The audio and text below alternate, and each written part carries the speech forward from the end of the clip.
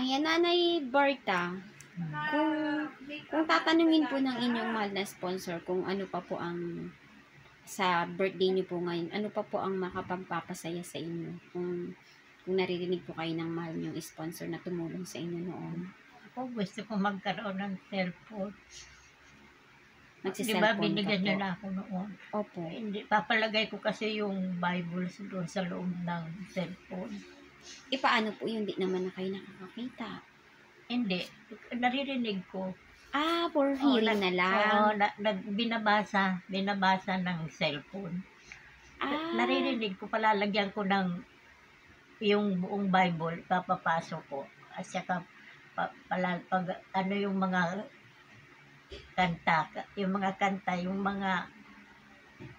mga awitin doon na pwedeng i-play para Oo. marinig nyo lang. oo. Kasi Cellphone po ang nakakarinig inyong ako, hiling. mata lang naman ang ano ko. Opo. Ay, ang mahal naman kung magpapa-opera pa ako, at saka baka mamaya, hindi naman, di ba? Ano po ba ang findings? May katarata ba kayo? Kaya hindi kayo makakita?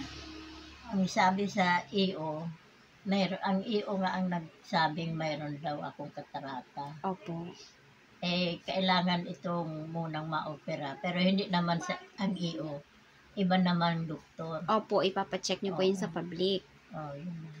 Pag na-opera po yan, makakakita kayo. Hindi ko lang alam. Makakita po kasi si Nanay Maura noon, na libre lang din ang operasyon niya, nakayod. Nakakakita na siya ngayon. Siya ay, siguro ay nasa 78 years old na siya ngayon, si Nanay Maura. Ay, wala, siguro. May awa ang Diyos. Makakita din ako. Pero gusto niyo pa pong makakita? Gusto ko talaga. Opo.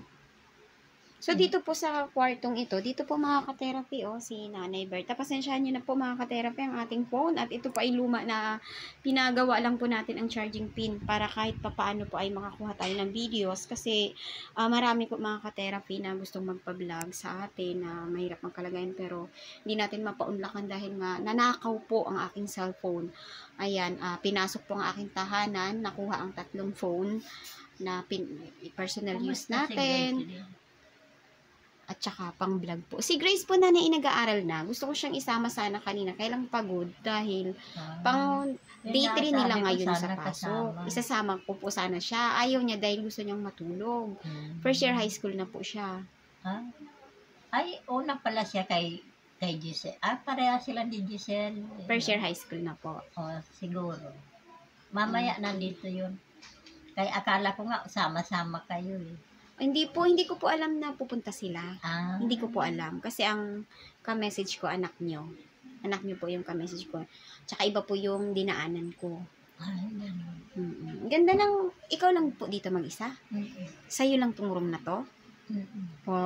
Napaganda ang buhay mo, Nanay. Sabi ko po sa inyo, lahat ng bagay nang nangyayari ay may dahilan. Kasi kung doon ka sa, nandoon si Grace noon, nahihirapan ka. Lalo na pag nawala siya sa sarili niya.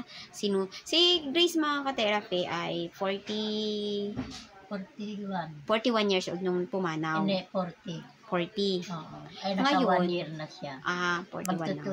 Sa August 5. 42 na siya. 42 na siya. Birthday niya. Yun, si Grace po ay sinusumpong ng bipolar. Bipolar ba? O yung nawawala po siya sa sarili niya. Yun. At kapag nawala na siya sa sarili niya, hindi niya alam ang ginagawa niya. Lakad siya ng lakad. Minsan nananakit siya, hindi kumakain. O ano-anong mga nakakain niyang food. Mga ilang araw siya hindi umuwi na Tapos pagdating niya ng bahay, hindi niya na alam kung saan siya galing. Hindi niya alam kung anong ginawa niya. Nawala na yung mga dala-dala niya. Yun po ang mga naging cellphone. sakit ni Grace. At sa kakalakad niya, hindi niya alam kung ano ang mga nakakain niyang pagkain. So, nagkaroon po siya ang resulta nung kanyang sakit. Doon po sa pina-CT scan po natin, sa tulong po ni Ma'am Lady Blue Grace, ay lumabas doon ang acute pancreas.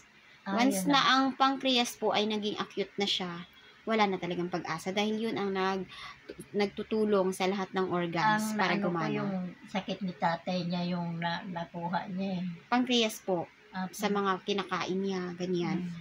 So, yan, ginawa naman natin lahat ng paraan. Ngayon lang, nung time na yun ay bagong stroke si Nanay Berta. Grabe talaga ka-stressful ang pangyayari sa buhay mo noon, bagong stroke ka. Tapos hindi ko alam kung paano ko sa'yo sasabihin ang pagkawala ni Grace dahil ayoko mabigla ka. Pero ngayon, okay ka na. Okay. Natanggap mo na po lahat ng nangyari. No, kahit naman noon, kasi nalamig na siya. Bago naman siya dinala sa ospital, malamig na yung buong, lahat ng katawan niya, malamig na talaga. Alam ko na yun. Siyempre bilang nanay, Opo. nararamdaman mo yung pawala na talaga. Kasi sabi niya nga, Nay, dadalhin sana ako sa, sa crematorium. Opo. Pero hindi ako pumayag. Sabi ko, magpapaalam muna ako sa nanay ko. Na umuwi pa siya. Umuwi pa talaga. Pero nakakausap ko pa siya noon eh. Nung umuwi siya, di ba, galing Tala, nakakausap pa siya. Tapos dinala pa siya ulit namin sa ibang hospital. Yun na ang natuluyan na siya doon. Opo, yun na yung huli niyong kita, no? Yung gabing umalis siya. Yung gabing umalis siya. Umalis kami. Nung gabing umalis na kayo, alam ko na yun. Naramdaman ko na. Opo. Kasi, inano niya ako. Hinawakan kanyang mahigpit. Halos ayaw niya ako bitawan. Sabi ko, sige na, sumama ka na. Kaya nung dumating sila dito, hirap na hirap sila magsabi. Sabi ko, alam ko na. Opo. Wag na kayong mag-alala. Opo. Kahit nga siya eh. Sabi ko, alam ko na. Tanggap ko na. Opo. Lahat naman sila, yung mga anak. Alalang-alala sila. Sabi ko, wag na kayong mag-alala. Opo. Pamilya tayo, wala akong sisihin. Opo. Total, alam ko naman na sagad-sagad yung tulong na ginawa mo talaga. Opo. Alam ko yun. Pero bago yun, nag-away muna kami ni Gitong. Bago siya nadala sa ospital. Opo. Siyempre, may pera naman ako sa kanila. Sabi ko, pahiram ng 500. Opo. Wala daw. Opo. Sabi ko, magtitigan na lang tayo dito. Opo. Ayun, napilitan sila, dinala nila una. Opo. Nung tanghali pa yun. Mabuti naman nung gabi, yung grabe na nga yung nararamdaman niya, dumating ka naman. Opo. Sumaklolo ka. Kaya mas napaigi yung... May message po ako ni kapatid niyo ba yon si Marcel. May kapatid pa kayong isa? Kapatid yung tsahin niya? Wala. Friend mo, yung nag-message siya sa akin na kailangan ka ni Grace. Nag-message siya sa akin. Galing kasi ako sa pagmamassage. Kaya pumunta agad ako sa inyo. Hindi ko alam kung sino yun. Pero dati po yun, ayun mga ka-therapy, dati po yun, ay dinala din namin sa mental hospital si Grace nung sinumpong din siya. Na mga ilang araw siyang nawala. Tapos pagbalik niya, hindi na niya alam yung mga ginagawa niya, hindi niya alam yung sinasabi niya. And then 3 months na-admit siya sa mental hospital sa Mandaluyong, no? Anay. Then after nun, umukay ang lahat hanggang sa siguro yung gala-gala niya. Nakakain siya ng mga madudumi. Siguro. No. At saka madalas siya kumakain ng yung bilog-bilog. Yung doon sa kanto. Yung Baseball. Madalas siyang kumain nun. Baseball tsaka soft drinks. Di ba yun doon sa may papagtangin sa inyo? Opo. Ngayon nanay, kamusta naman ang kaarawan mo ngayon? Ikaw ay ilang taon na? 80 na. 80 years old. Ayan, congratulations talaga, nay. Kaya pinaganituhan nila ako. Ayaw ko na nga sana Kaso, okay lang po yun. Para makita kayo ng mga bisita mo na isa maganda ang progress mo.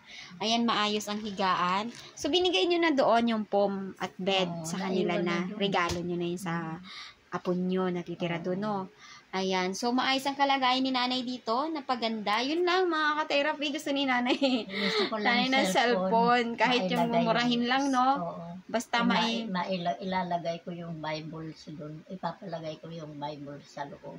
Para napapakinggan ko. Tsaka mga kanta, yung mga worship song.